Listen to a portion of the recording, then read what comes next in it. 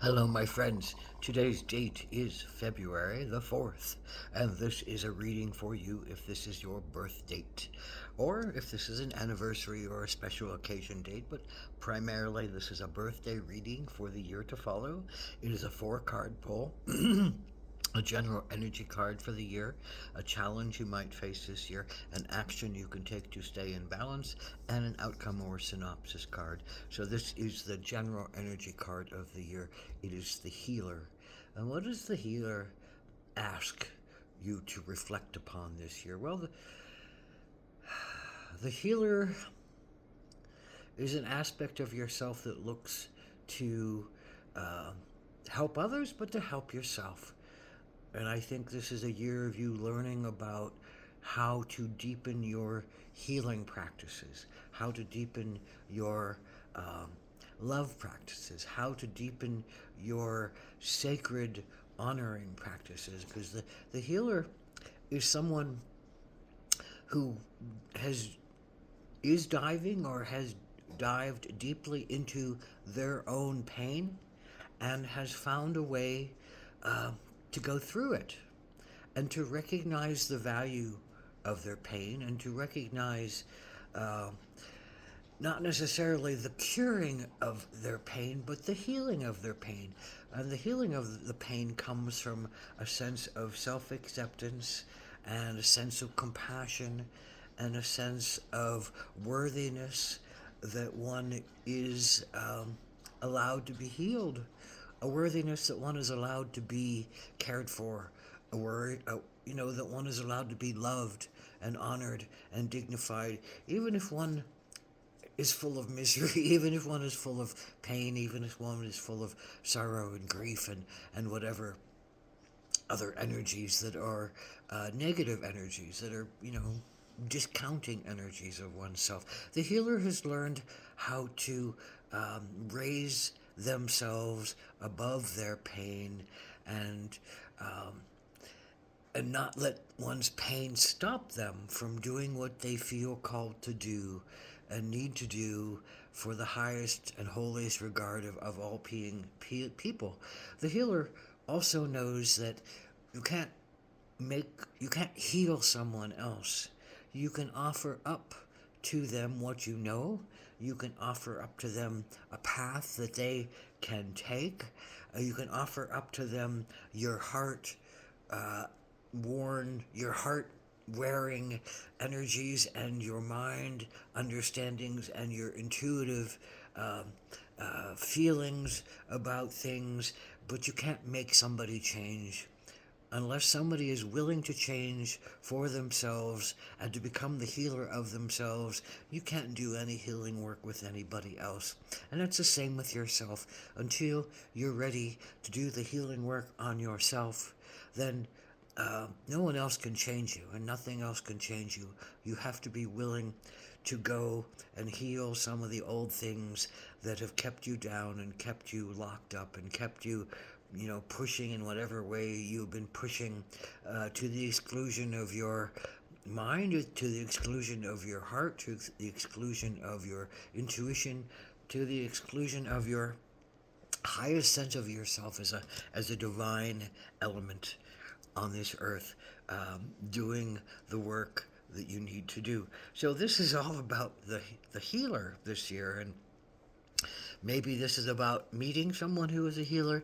Maybe this is about looking at your own sense of your own healing. And, at some point you become the healer because you can offer up to the world what you've learned about yourself and what you feel about yourself and what you have come to understand about yourself in the biggest and deepest ways possible. So, what is your particular challenge, February the 4th? Well, it's the Fool.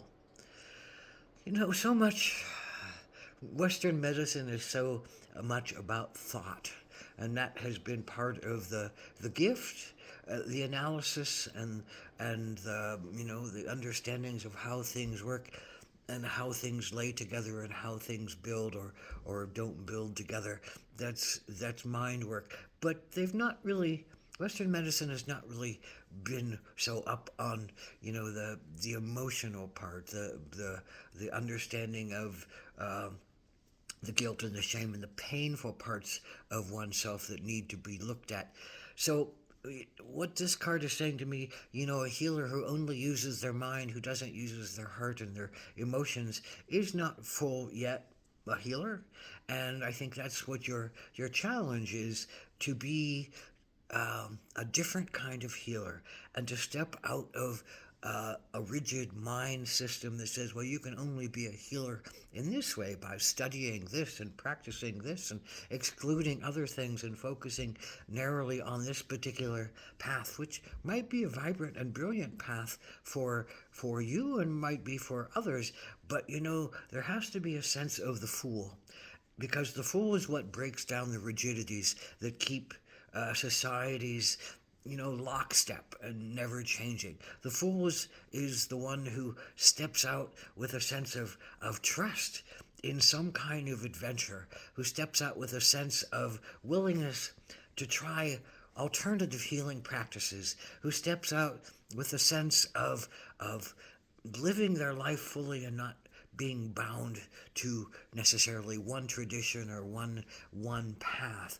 The fool has to be the fool, because the fool has to teach through humor, and the fool learns often through humor that it can transcend a lot of one's pain by laughing and by living one's life with joy, and by accepting the adventure that life presents to it, and by not getting so bound up in the worries and the anxieties and the griefs of things, but learning how to laugh at one's situations and bring lightness into one's heart, and to be adventurous like one's innocent child would do.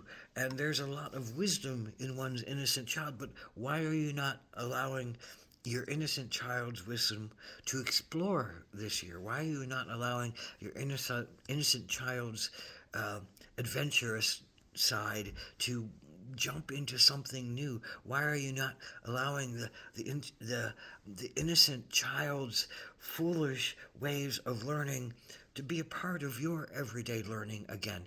And that takes time and that takes energy, but there's something calling you this year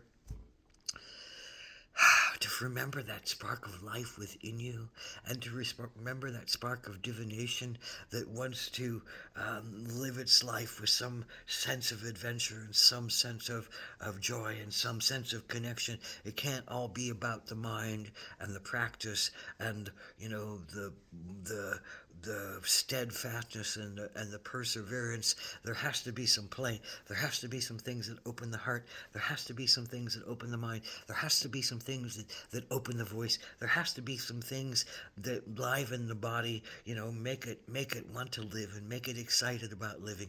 There has to be something that gets one out of one's fear of being alive and one's fear of not getting what one wants and one's fear of not being in control of everything, that breaks it open and allows it to change and shift and grow. And that's what your year is about.